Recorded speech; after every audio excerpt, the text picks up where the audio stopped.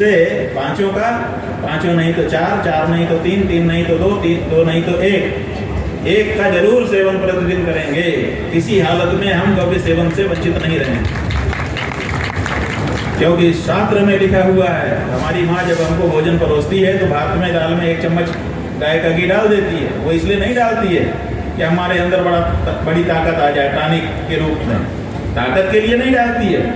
शास्त्र में लिखा हुआ है कि जो 24 घंटे में एक बार भी गव्य सेवन कर लेता है, 24 घंटा उसके द्वारा अनजान में किए जितने पाप हैं वो सब नष्ट हो जाते हैं, तो उसको पवित्र हो जाता है। हमारे यहाँ मंत्र पढ़ करके पंचगव्य प्राशन किया जाता है।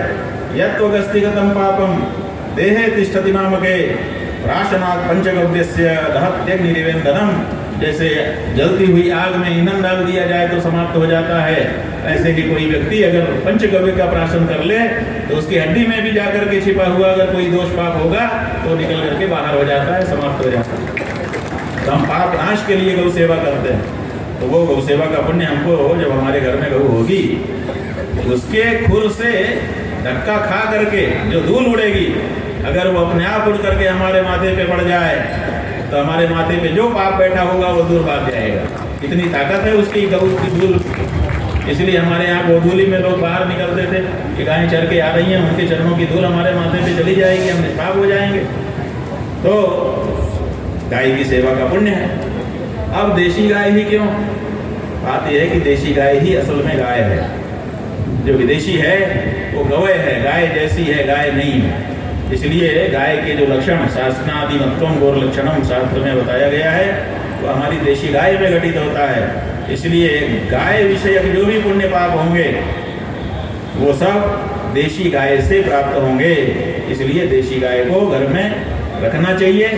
घर में रखने की जगह ना हो, जैसे आपके घर में ज़्यादा धन हो जाता है, घर में डर लगता है तो आप बैंक में लॉकर लेके रख देते हो कि नहीं रखते? इसी तरह घर में जगह नहीं है तो भी तुम्हारी गौ माता होनी चाहिए।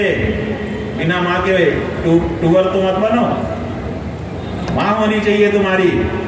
तुम्हारी हर व्यक्ति की, हर हिंदू की एक गाय होनी चाहिए कि मेरी माँ है, मैं उसका आशीर्वाद प्राप्त करता हूँ। तो उसको चाहिए कि घर में रखे तो घर में रखे, अगर नहीं रख सकता है तो गौशाला कहीं गौधाम बना दो, एक कमेटी बना लो कि हम सबकी गायें यहाँ रहेंगी, सब लोग थोड़ा थोड़ा कंट्रीब्यूट करो, संस्था चलने लग जाएगी। क्या दिक्कत? कह तो सकोगे कि हाँ मेरी भी माँ है, कहाँ है, चलो दर्शन कराता हूँ। वही आ जाए रिश्तेदार नातेदार, अपनी गौ माता के पास लेके जाओ, उसको भी तो पता चले कि तुम माँ वाले हो, बिन माँ के बच्चे नहीं हो।